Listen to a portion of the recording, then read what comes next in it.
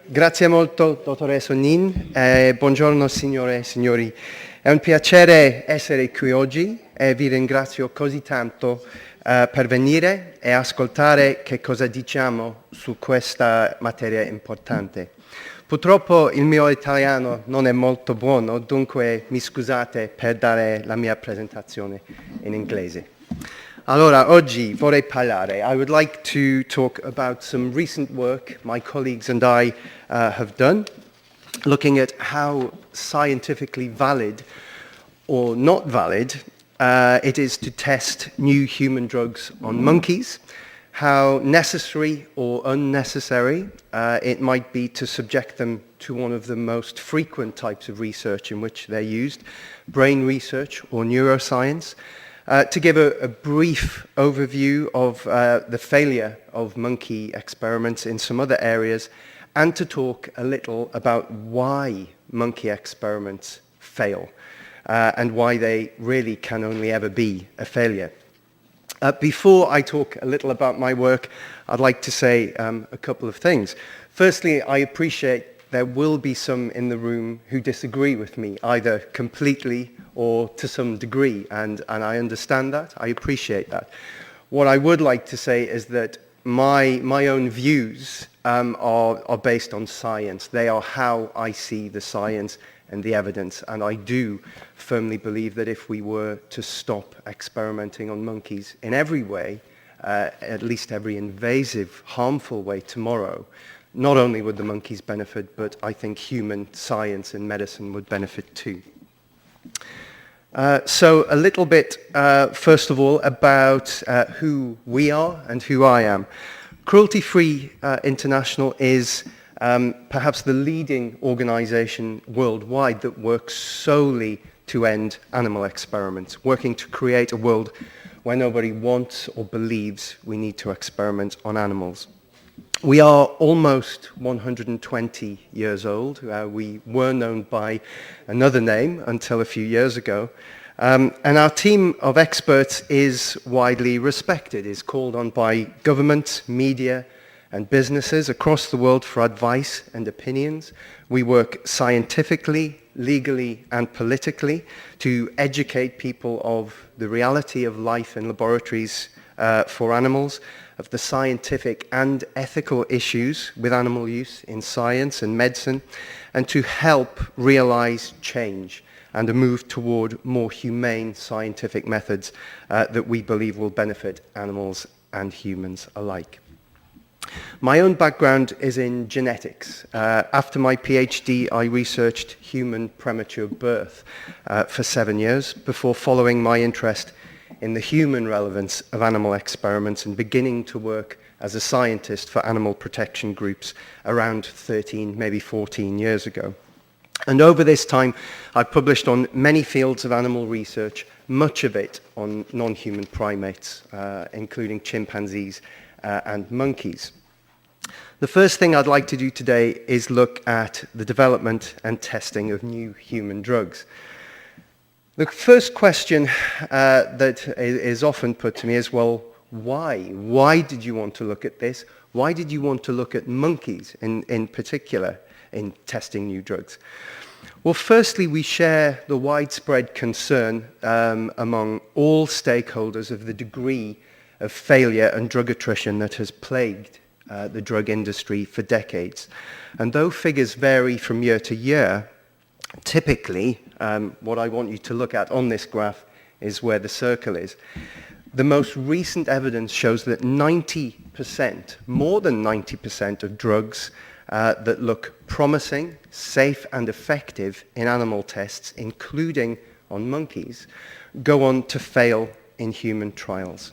And many of the few that make it, that are approved, go on to be withdrawn or have warnings published about their use. Now, I don't think this can be dressed up as anything other than a failure, and in fact this is acknowledged within the industry and regulatory bodies too. There is a problem with drug development. But not only do animals, including many monkeys, continue to be pivotal to the whole drug development process, but some within the industry and the regulators continue to defend it, but I think with little or poor evidence to support their views.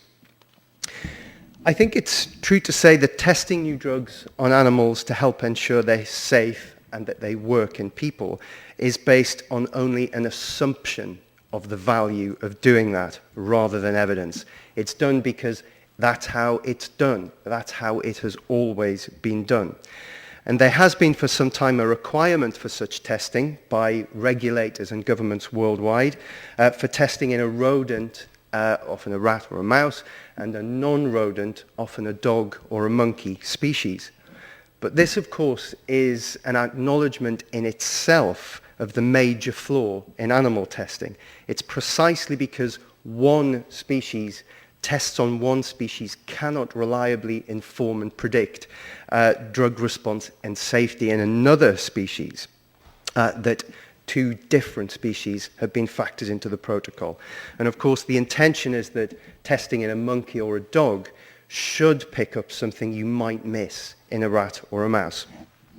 Now, we reasonably, I think, wanted to shed some light on this, and so we set about trying to do so. We examined a number of species, including monkeys, and we did it for other reasons too. We know there is a great deal of public concern over the use of such highly sentient beings as monkeys in harmful and invasive experiments. Across Europe, most of the public object to this.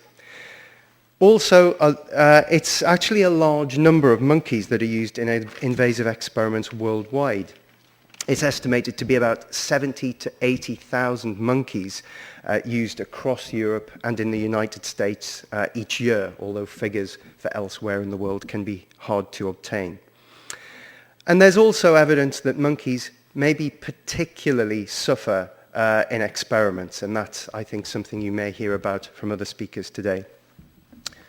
Putting all of these things together, I think there should exist an extremely convincing case for the scientific value and absolute necessity of monkey use in drug testing. But unfortunately, there simply isn't a case, at least not one that's been published and made publicly available. I think it isn't unreasonable to expect that, as we're heading very quickly to the year 2020, after decades, 50, 60, 70 years of substantial animal use, including dogs and monkeys in this way, there would be robust evidence to support it. Because those who advocate monkey use most vociferously tend to be those who have access to the data, those within the industry. But unfortunately, this hasn't happened to any great extent. Many requests to make data available for analysis, even anonymized to protect commercial interests, have been ignored or resisted. And this makes analysis of it very difficult indeed. There have been a few exceptions over the years in the form of some studies of limited data from within the drug industry. And there are several examples I don't have time to discuss today, but without exception, they showed animal data to be poorly predictive of human safety and toxicity. Yet, there is evidence from within industry and associated bodies that all is not well. For example, the UK's National Centre for the 3 Rs, for reduction, refinement and replacement of animal experiments, has admitted that there has not yet been a significant review of monkey drug tests. The ICH, which brings together drug regulators globally and aims to harmonize drug testing, admits that data from monkeys can differ from humans as much as any other species. An anonymous researcher at AstraZeneca admitted the view that monkeys are more human relevant than other species was simply an assumption. And a study of papers assessing the predictive nature of monkeys and other species in toxicology noted there was no statistically credible evidence that monkey data contributed any predictive value, either on its own or in combination with data from other species. In other words, it really does seem that monkeys have been used in their hundreds of thousands over many decades in drug testing with no scientific justification, or at least none that is published. So we set out to do our own study. And the main problem, and indeed one of the reasons for the few and limited studies in the past, is access to data. The drug industry has those data and really won't make them available even if anonymized. Fortunately, we found a commercial enterprise called InStem that collates publicly available data. There are some publicly available data. This company collates them from very reputable sources, including the highly respected databases on the right-hand side of the slide, and they provided those data to us for a fee. For our purposes, on more than 2,300 drugs that had data in humans and in commonly used preclinical species.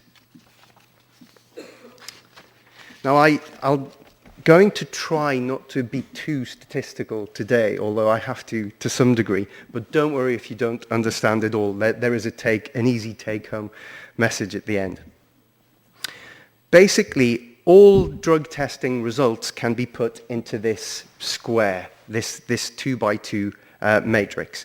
A drug can be toxic or not toxic in monkeys, and that same drug can be toxic or not toxic in people. Now, this matrix allows various statistical metrics to be applied to look at the predictive value of testing drugs on animals. In this case, we're looking at monkeys. The few limited studies that have been done in the past tended to focus on something called the true positive rate or sensitivity. In other words, the rate at which the monkey test is correctly predicting toxicity in humans. Other analyses used something called the PPV, or positive predictive value, which is the number of times a positive toxicity is seen in monkeys, and that also turns out to be true. The drug turns out to have toxicity in people. The problem is that these things alone aren't enough. What we need to do to get the value of the monkey test is to assess the evidential weight provided by the monkey test for the probability of toxicity in humans. And to illustrate, if a monkey test always detects a toxicity that is subsequently found in humans, it will look good. It will have a sensitivity of 100%.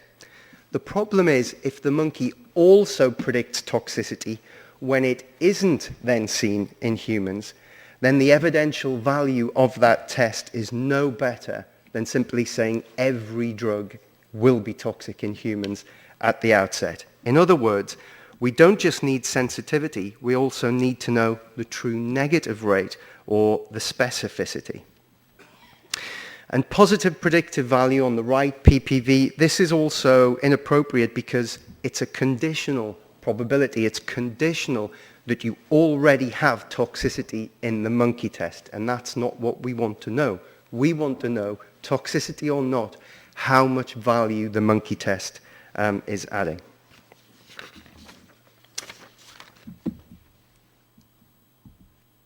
So, what we need is a statistical metric called the likelihood ratio that incorporates sensitivity and specificity.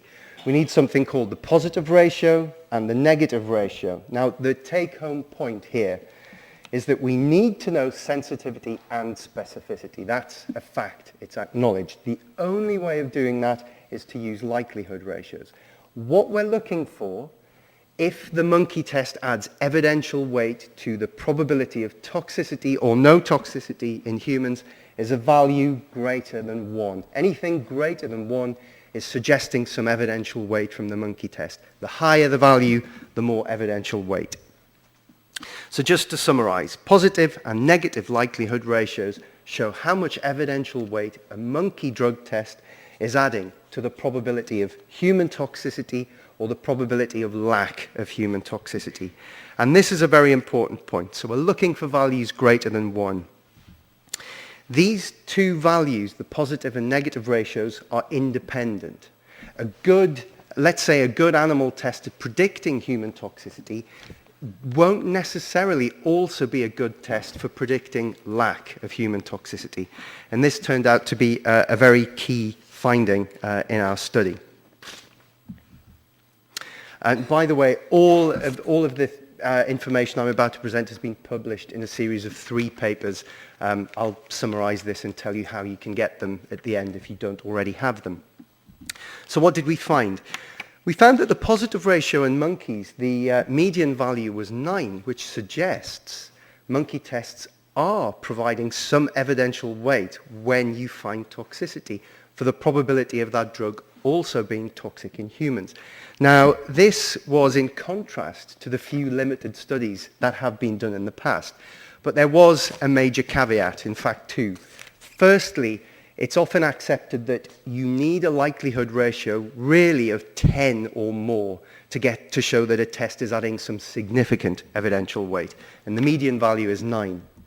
Now, the range was 605, so that suggests that in some cases, the monkey test is adding significant evidential weight, but we couldn't find a particular type of drug or a particular type of toxicity, but it may be there.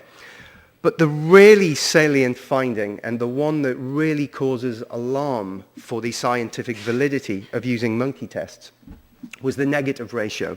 The median value was pretty much 1, and that means that it's adding no evidential weight. And the range was very, very low too, just 0.09. Now what this means is that if you find no toxicity for a new drug in a monkey test, it is telling you next to nothing about the probability of you also finding that drug to be safe in humans. And in fact, you can quantify this using something called Bayes' theorem. If, based on prior data, other tests, similarity to other drugs, you think your drug is 70% probable to be safe in humans, if you then have a negative test in the monkey, it increases that probability from 70% to just 70.4%. In other words, really not very much at all, but at significant cost in terms of ethics, of animal welfare, and of course, in financial terms, how much those tests cost. Now, I'd like to move on quickly now, I'm probably taking too much time, to looking at the contribution of monkey experiments to human neuroscience or brain research.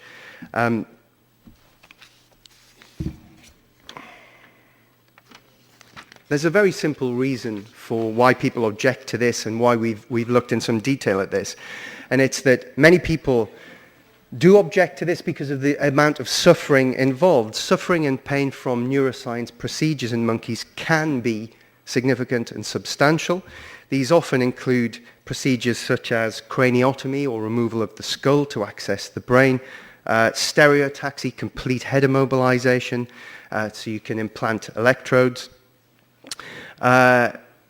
immobilization in restraint chairs, sometimes for hours on end, every day, for weeks on end, even months on end, training the monkeys to do tasks via the withdrawal of fluids, so they will do their tasks for a fluid reward, they're so thirsty, and so on and so forth. But in spite of this suffering, thousands of monkeys continue to be used every year because the scientists who do it claim it's absolutely essential. But there's actually growing evidence that it isn't essential. In fact, it might not even be helpful. It could be counterproductive, that there are better alternatives. The defense of monkey neuroscience is weak and misleading. And there's compelling evidence that actually some members of the monkey neuroscience community have withheld evidence from regulators and have contravened international welfare guidelines. All is not necessarily well in monkey labs. But what we found from our analyses is that some parts of the monkey neuroscience community are overplaying the contribution of monkey experiments to human neuroscience with little or no substantiation of those claims. They're exaggerating the human relevance of neuroscience involving monkeys. They're failing to link knowledge gained from basic research with no absolute application to actual benefits for people at least anything beyond speculation. And in fact, that's been flagged up by independent analyses too. We also believe some people are playing down the contribution of human research to neuroscience, the significance of what it's achieved, the powerful and ever-improving performance of non-invasive methods, and the scope of what can be done with them and with invasive research in humans. That there is an underestimation of the significance of species differences between monkeys and humans and how they confound monkey research, and a refusal to really acknowledge the true degree of suffering involved for the monkeys that are used and the impact of stress and distress that they experience on experimental results. And all of this, of course, skews the very important harm-benefit balance, the harm-benefit analysis process that is central to any justification of monkey research. We argue the harms are much greater than is acknowledged, and the benefits for humans much, much lesser, even often non-existent. Now, much of this overstating of monkey contribution to neuroscience and understating human methods centers around claims that you can't do some things in people that you can do in monkeys, and of course this is sometimes true, and that investigative techniques most commonly used in people, often non-invasive, aren't powerful enough to tell us what we need to know. Now, I think an honest delve into the literature over many years reveals these claims to have only a very small amount of truth at best, and actually what we can do with humans is more than enough. And I'd like to briefly, as briefly as I can, go through some of the techniques used in human neuroscience and what they can do. They are now more powerful than ever. They are still improving. New ultra-high resolution MRI scanning systems, for example. Some of you in the room will have had MRI scans. I've had 3 for various injuries I've done to myself or that other people have done to me, I think accidentally. It's commonplace, and the machines are more powerful than ever. These machines can permit the investigation of the neural and functional activity of many regions of the brain, allow the investigation of the neuronal basis of the neuroimaging signals themselves directly in humans, provide insight into the fine structures of the human brain, being applied to human cognitive research. And I think when they're combined with other methods like electroencephalography, you can see this chap here with electrodes on his head, combining the high spatial resolution that MRI machines give us with the high temporal resolution of electroencephalography, they're very, very powerful indeed. But human MRI itself is revealing, for example, how sensory information is converted into goal-directed movements. This is the focus of many monkey experiments. And something called resting state functional connectivity MRI has successfully identified altered neural networks that are associated with many disorders, including Alzheimer's and schizophrenia. Other techniques. Transcranial magnetic stimulation involves stimulation of discrete areas of the brain via magnetic pulses through the scalp, and it's been informing human brain activity for decades and remains very powerful. Human studies have shown how waves of neural activity travel down the corticospinal tract. It facilitates the investigation of movement. It allows us to create virtual brain lesions to enhance our understanding of brain function, and many, many more. So much can be achieved with these non-invasive methods, but of course there are some caveats and limitations that can only be addressed by invasive approaches. But a great deal of invasive research is actually done in humans too. It's not, as some would claim, the preserve of monkey experiments. For example, electrocorticography involves the use of arrays of dozens of electrodes planted on the surface of the brain. Now, this is often done voluntarily by patients who are having brain surgery for various reasons. People seem to be very happy to be part of research programs. Compared to non-invasive methods, it provides higher resolution data, allows us to explore motor planning and execution, the processing of stimuli such as hearing and sight, functional connectivity of the brain and the central nervous system, and so on and so forth. More invasively still, And this is often done in patients undergoing surgery for epilepsy. Microelectrodes can be implanted deeper into the brain to investigate many processes. This has been done for perhaps 60 or so years, and again, it's not only possible in monkeys. Now, this type of investigation allows us to investigate more localized neural activity, to record the collective electrical activity of groups of neurons as well as the activity of single neurons.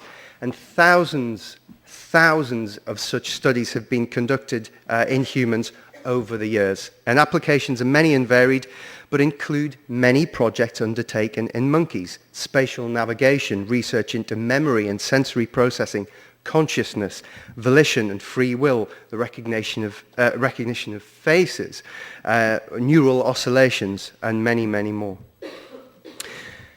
So I think the power of human-specific research is very clear, but is there a need for some monkey research? Well, undoubtedly, I think much of what is done isn't necessary. It's duplicative of data from investigations in other species, sometimes humans, actually, or the work could have been done in humans instead.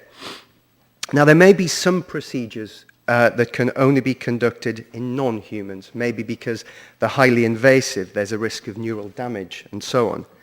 But there are major issues with any recourse to the use of animals in this scenario. Is the small number of situations in which this might be the case, is it strictly necessary, given what we can do in humans? Can a specific procedure significantly inform the area of investigation, given, for example, that animals can't respond or comment on their experiences, something that's important in human neuroscience? Is the specific procedure likely to add to what data can be obtained from human investigation and be critical to any translation to human benefit? Any such investigation in animals will be confounded by factors such as anesthesia and stress, and any such investigation will also be confounded by inherent species differences, as the objective study is not human. Now, this last point, species differences, is absolutely crucial. Briefly, for example, we know that in visual recognition experiments, humans take 2 to 3 times longer than monkeys to process and recognize stimuli, demonstrating much more complex processing for memory functions. Discrepancies have been noted in experiments investigating control of eye movements and gaze. It's thought that some types of memory are unique to humans, and there are differences in the types of neural oscillations. In fact, it's been acknowledged that the timing of neural responses and oscillations differs between humans and monkeys in general. And there are also major differences in the architecture of various parts of the cortex, even accounting for brain size. And functional consequences of this involve sensory perception, visceral functions, higher cognitive functions, emotional and reward-related behaviors, all factors in monkey neuroscience. Now, differences like these and many others, which I haven't mentioned today, are due to major genetic differences between humans and monkeys. And again, as briefly as I can, just to illustrate, a study showed that almost 15% of many thousands of genes studied just in the cerebellum are expressed differently between humans and monkeys. Almost 1/3 of a type of molecule called a microRNA, which are small nucleic acids that regulate, turn up and down gene expression, diverge significantly between humans and macaque brains. Dozens of them are present in humans or macaques, but not the other species. And a type of gene editing that changes gene function and expression is higher in humans, particularly in the brain, and affects neuronal functions and neurological diseases, including motor neuron disease, Alzheimer's and Parkinson's, multiple sclerosis, and many others. So I think when you combine these differences with ethics and animal welfare problems, the confounding effects of anesthesia and stress inherent in monkey experiments, with things you can do in humans but not in monkeys, such as the study of language, volition, imagery, episodic memory, even consciousness, with the power of alternative methods that are constantly improving and are human-specific, the case against using monkeys in neuroscience in fact, probably all areas of research, becomes extremely compelling. And again, all of this and much, much more is in my published paper. I'd like to very briefly mention other areas where primate research has failed to translate to human benefit. I'll whiz through this slide to save some time. It's always been claimed that chimpanzees were absolutely crucial in our quest to understand HIV, AIDS, to derive drugs and vaccines for HIV. They're not used anymore. When there was an honest look at this, it was found those claims simply weren't true. Monkeys are still used, but there have been around 100 very different AIDS vaccines that have worked in monkeys and a lot in chimpanzees. But in around 200 human trials, not one of them it works well enough to reach a marketplace. There are other areas of failure too. Alzheimer's disease, I think it's approaching 100%, maybe 99.6% of Alzheimer's drugs work in animals, including in monkeys, and don't work in people. Stroke, again, hundreds of drugs work in animal models. None of them work particularly well in humans, and there are very few drugs. Parkinson's disease, again, like Alzheimer's, the primate model of this is more and more questions are being leveled at the monkey model of this disease as time goes on. Different sorts of cancers, and I've already mentioned drug testing. I'd like to quickly whiz through some genetic differences that underline not just how monkey research fails, but why it fails and why it can only ever really fail. It's often been said that we had to experiment on chimpanzees when we did in America until recently because of their similarity to humans. It was claimed they are 99% genetically similar. They're not. If you look more carefully and more honestly, they're about 94% genetically similar. Macaques, it's claimed about 93%. It's actually less than 90%. Now, this may still seem quite impressive, but actually those large-scale superficial genetic differences are important, and they're associated with very important biological processes and diseases, including neurodegenerative diseases, function of the immune system, cancer, cognitive disorders, HIV infection, and many, many more. Even when we share the same or very similar genes with our monkey cousins, gene expression comes into play, gene regulation. And one of the factors that affects what genes do, even when those genes are the same in humans and monkeys, is something as simple as gene position. Now, it's been shown that perhaps 1 in 5 genes that we share with monkeys are affected by gene position.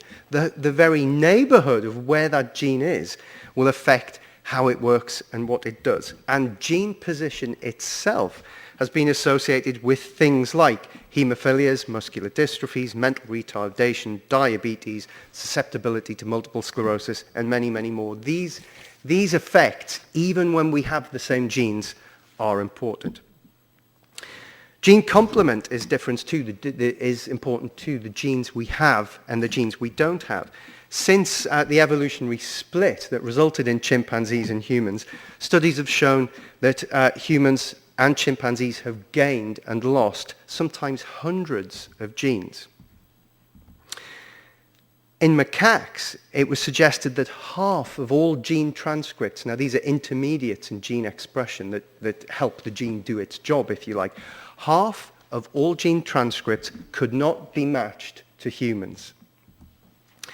And many of the transcripts that couldn't be matched impacted function of the immune system and metabolism in the liver. Now, this is important because monkeys are often used in infectious disease research, which involves the immune system, and in testing drugs, which, of course, are metabolized in the liver. Many studies have looked at differences in gene expression between tissues in different species. I won't spend too long in this slide. The take-home point is that wherever you look, the brain, liver, kidney, heart, everywhere, thousands of genes, a significant percentage of genes, even when we share them with monkeys, are expressed significantly differently. Again, all of this is in published papers, which I'd be happy to supply you with if you like. I'd like to finish off, because I know I've been speaking for far too long, simply by saying, please read the papers. All of this is evidence-based, it's referenced, there's much, much more information in there. You can get the papers from the Cruelty-Free International website. You have to put in a few details, but you might be happy to do that. If you're on ResearchGate, I'm on there. You can download the papers directly from there. And they're also in the Animal Studies repository. The website is there. Or, of course, you can email me, and I'd be happy to enter any discussions and debate with you, to supply you with papers, and so on and so forth. Thank you so much for your attention. There's been a lot of information. I hope it was useful. Thank you.